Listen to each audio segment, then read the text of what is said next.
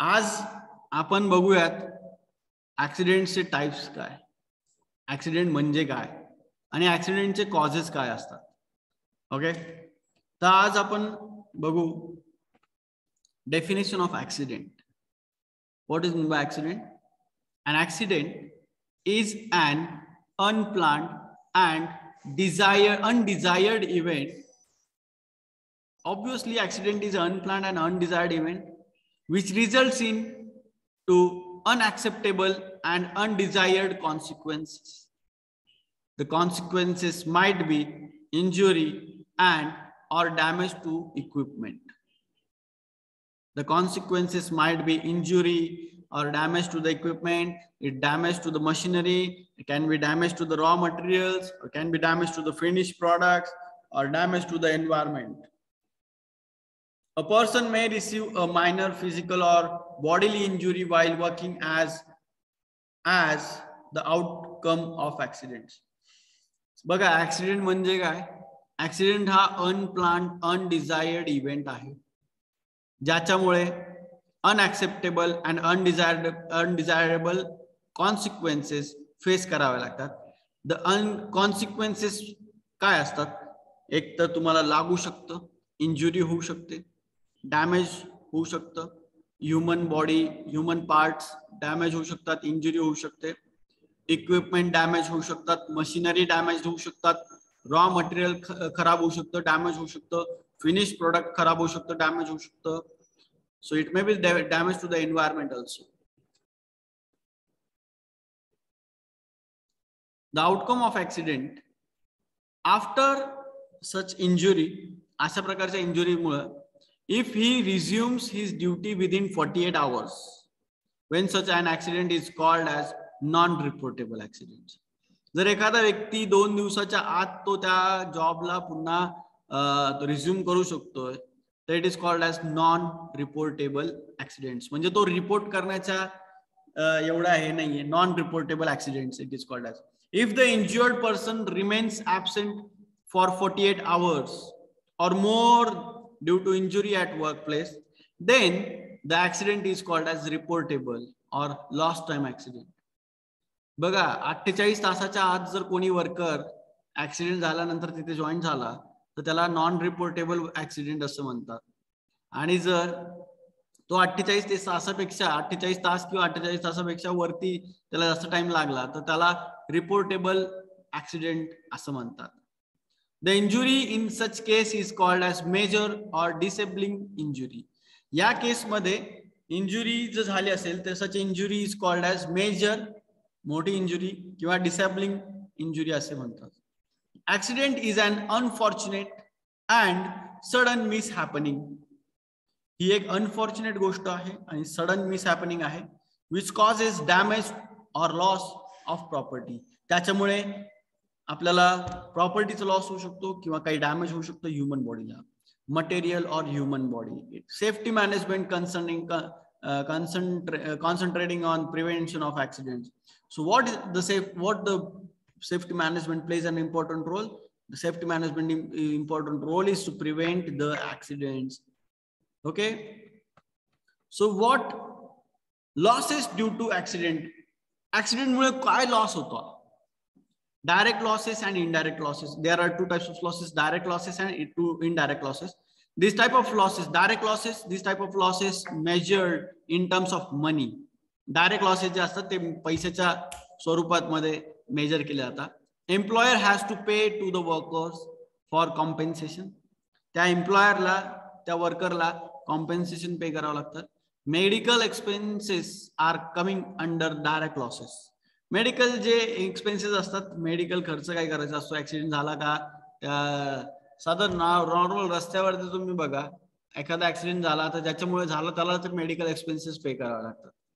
तसंच कंपनीमध्ये सुद्धा जो मेन कंपनीचे मालक असतील, मॅनेजिंग डायरेक्टर असतील, त्यांना ते कंपनीचा तिकडून त्यांना ते मेडिकल एक्सपेन्सेस द्यावे लागतात. इनडायरेक्ट लॉसेस कोणते? The sources of indirect losses are as follows: loss of time of injured person and also his fellow workers who stop work at the time of accident.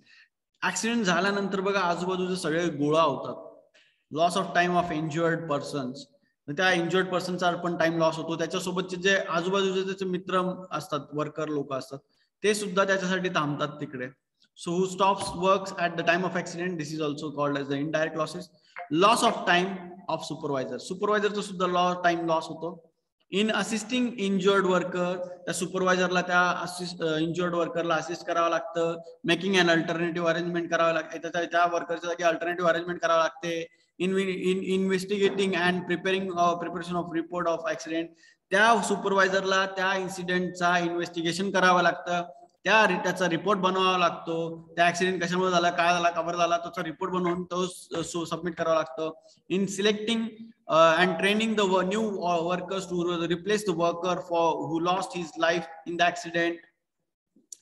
Loss due to the damage caused to machine, म्हणजे त्या मशीनला पण काही loss झालेला असेल, त्याचा damage काय असेल. Loss due to the reduction in the efficiency of workers and other workers due to fall in their morale, एका ऍक्सिडेंट झाल्यामुळे बाकीच्या वर्कर लोकांचं मॉरल डाऊन झालं असेल, मॉरल सपोर्ट नसेल त्यांना, म्हणजे मॉरल डाऊन झाला असेल तर त्याच्यामुळे सुद्धा लॉस होतो. Losses to the injured workers due to loss to his income, त्या वर्करला सुद्धा लॉस होतो, ज्याच्या इंजुरी झाल्यामुळे त्याचा इन्कम लॉस होऊन जातो. Loss in the medical expenditure and pain felt by the worker which cannot be compensated, जो त्या वर्करला ऍक्सिडेंट झाल्यानंतर जो त्रास होतो तो कुठल्याही प्रकारे त्याचं कॉम्पेन्सेट केलं जाऊ शकत नाही, ना त्याला पैशाने कॉम्पेन्सेट केलं जाऊ शकतं ना कशाने.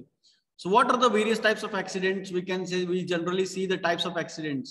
Industrial incidents is divided into two general categories. One is machinery accident and second one is non-machinery accidents.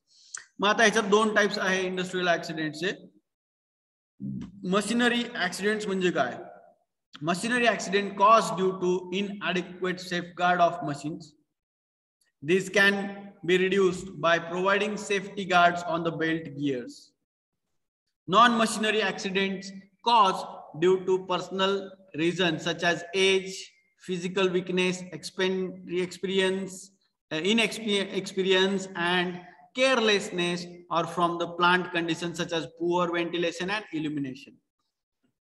बघा, दुसरा जो आहे तो मशीन मुळे नाही होत, तो कशामुळे होतो? एक तर त्याला एक फिजिकल विकनेस असेल, त्याचं एज जास्त असेल, त्या वर्करचा एक एक्सपिरियन्स नसेल त्या मशीनवरती काम करायचं, केअरलेस असेल, plant condition such as poor ventilation दिसत काही नसेल किंवा व्हेंटिलेशन कमी असेल तर त्याच्यामुळे ऍक्सिडेंट होतात. This are the two types of industrial accident, machinery accident, non machinery accident.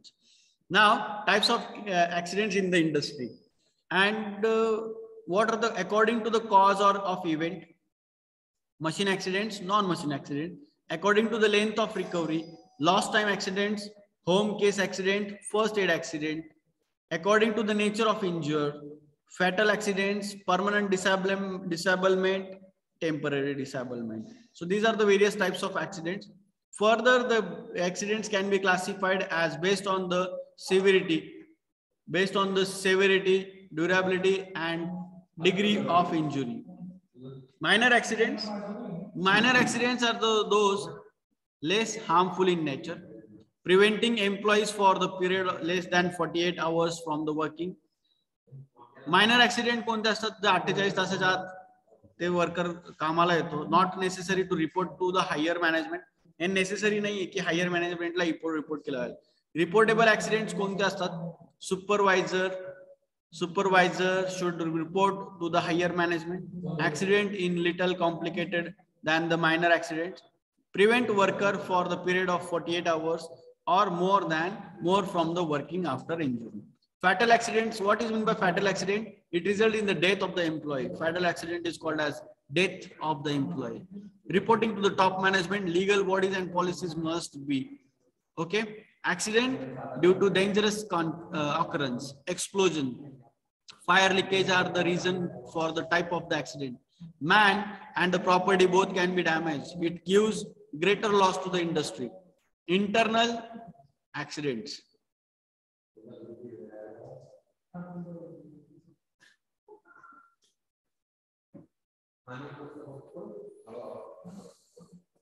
Chai P चल